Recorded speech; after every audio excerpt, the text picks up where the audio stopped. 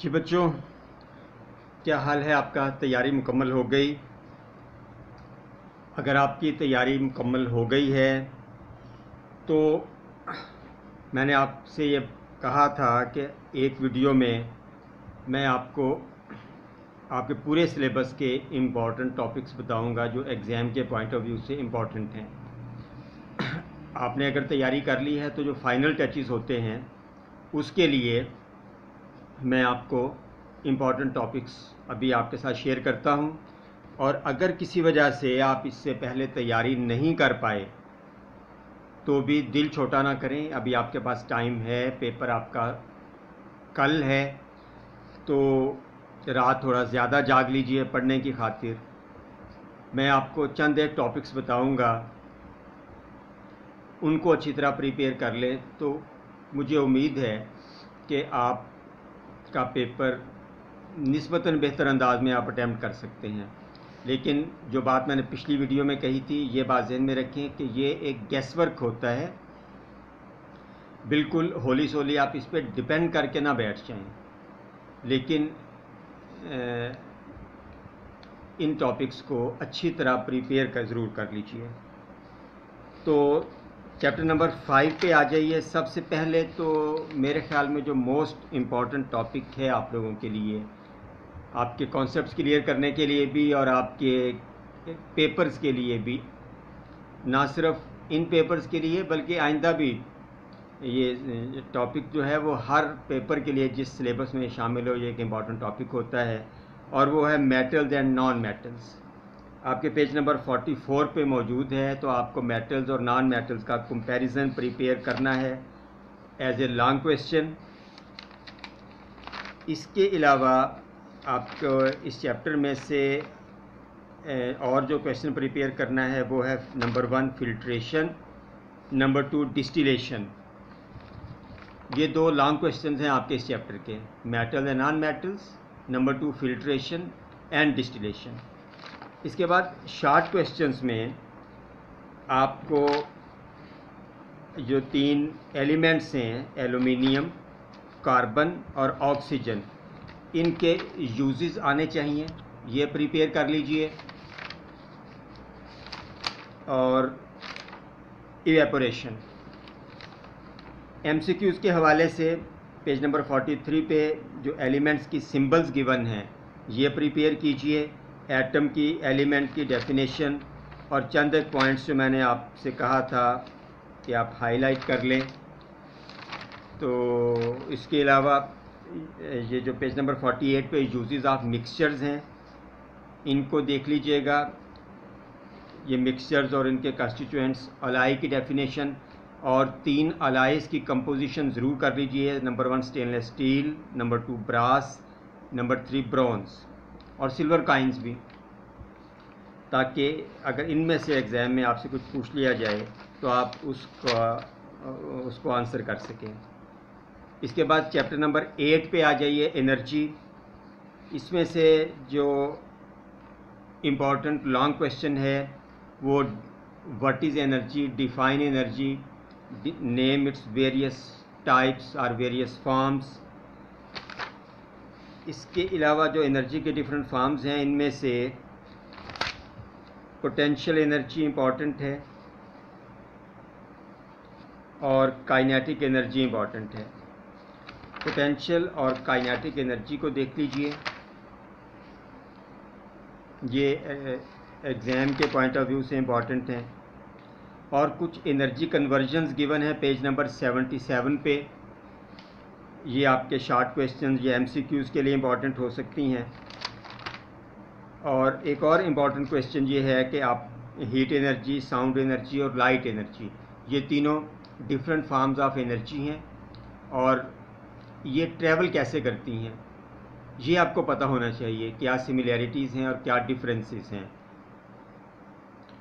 Vacuum में से sound energy पास नहीं कर सकती, light energy can pass, heat energy can pass, तो ये चीज़ याद रखिए। और इसके अलावा काइनेटिक एनर्जी के बारे में याद रखिए कि काइनेटिक एनर्जी जो है और पोटेंशियल एनर्जी जो है ये मैकेनिकल एनर्जी की ही सब टाइप्स हैं। तो अगर कहीं ऐसी टर्म यूज़ हो जाए तो आपके जहन में रहना चाहिए कि ये मैकेनिकल एनर्जी की सब टाइप्स हैं, डिफरेंट फॉर्म्स हैं उसकी। इसके बाद बच्चों आपके सिलेबस में चैप्टर नंबर 10 है, प्रॉपर्टीज़ ऑफ लाइट, बहुत इंपॉर्टेंट चैप्टर है। इसमें से जो लॉन्ग क्वेश्चन है, एक लॉन्ग क्वेश्चन तो ये है मिरर एंड इट्स टाइप्स, इनको डिस्कस करें। Plane mirror, concave mirror, convex mirror, जब इनको डिस्कस करना है, लॉन्ग क्वेश्चन आ जाए तो बच्चों आपने इनको डिफ़ाइन भी करना है और बहुत ज़रूरी है कि आप इनकी इमेज फार्मेशन भी बताएं, तीनों की। अगर आप इनकी इमेज फार्मेशन नहीं बताते, इमेज के फीचर्स नहीं बताते, तो आपका जो लॉन्ग क्वेश्चन है वो इनकम्प्लीट रह जाएगा। इसके अलावा रेगुलर और डिफ्यूज़ रिफ्लेक्शंस एक इम्पॉर्टेंट लॉन्ग क्वेश्चन बन सकता है, 3 नंबर के लिए भी ये क्वेश्चन आ सकता है। पिन होल कैमरा बहुत इम्पॉर्टेंट है, पिन होल कैमरा को डिफ़ाइन करेंगे, उसका स्ट्रक्चर लिखेंगे, उसकी वर्किंग लिखेंगे, इमेज के फीचर्स लिखेंगे और डायग्राम बनाएंगे। इसके अलावा जो शॉर्ट क्वेश्चन या डेफिनेशन या MCQs के हवाले से आप देख लीजिए, आपको लाइट की स्पीड पता होनी चाहिए कितनी है, शैडो फार्मेशन कैसे होती है, और ट्रांसपेरेंट, ओपेक और ट्रांसलूसेंट ऑब्जेक्ट्स क्या होते हैं, इनकी एग्जांपल्स, इंसिडेंट रे और लाइट रे, angle of incidence, angle of reflection, virtual और रियल इमेज क्या होता है, पिन होल कैमरा और प्लेन मिरर से बनने वाले इमेज का कंपैरिजन। ये चीज़ें कर लीजिए तो आपका ये चैप्टर भी प्रिपेयर हो गया। अब आखिरी चैप्टर बियॉन्ड द अर्थ, इसमें से जो लॉन्ग क्वेश्चन बन सकता है वो है what is solar system, name different planets. Solar system के जो 8 प्लैनेट्स हैं उनके नाम आपसे पूछे जा सकते हैं। Write a note on earth's natural satellite, moon के बारे में। शॉर्ट क्वेश्चन जो हैं 3 नंबर के लिए भी आपको पता है क्वेश्चन आते हैं, 2 नंबर के लिए तो एस्टेरॉइड्स और कॉमेट्स के बारे में पूछा जा सकता है। इसके अलावा इस चैप्टर में से MCQs आप पूछे जा सकते हैं, ख़ास तौर पे इसमें जो चंद एक वैल्यूज़ और चंद एक फिगर्स दी गई हैं, like solar system x tends over 12,000 million kilometre in space. इस तरह के क्वेश्चंस, मून जो है वो अपने एक्सिस पर एक रोटेशन कितनी देर में मुकम्मल करता है, मून का और अर्थ का डिस्टेंस कितना है, मून का एक दिन जो है वो अर्थ के कितने डेज़ के बराबर है। इसके अलावा बेले जो सबसे बड़ा जो वो है क्रेटर जो है मून की सरफेस पे, उसका साइज़ क्या है। फिर एस्टेरॉइड्स में देखिए, एस्टेरॉइड बेल्ट पूछी जा सकती है आपसे, और जो बिगेस्ट एस्टेरॉइड है पेज नंबर 136 पे गिवन है, उसका साइज़ क्या है। मिटियोर और मिटियोराइट्स में क्या डिफरेंस है। इसके अलावा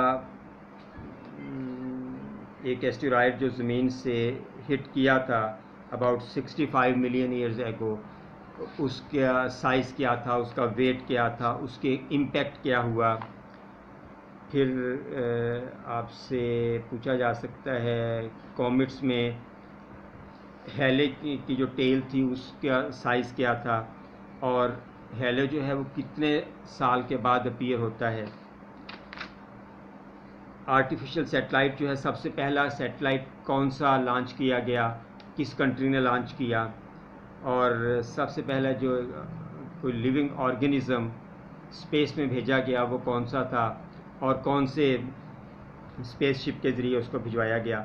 तो बच्चों ये चीज़ें हैं, अगर ये आप प्रिपेयर कर लें तो आपका, मुझे उम्मीद है कि कल के पेपर के long question, short question, MCQs जो हैं निस्बतन बेहतर अंदाज में हो जाएंगे।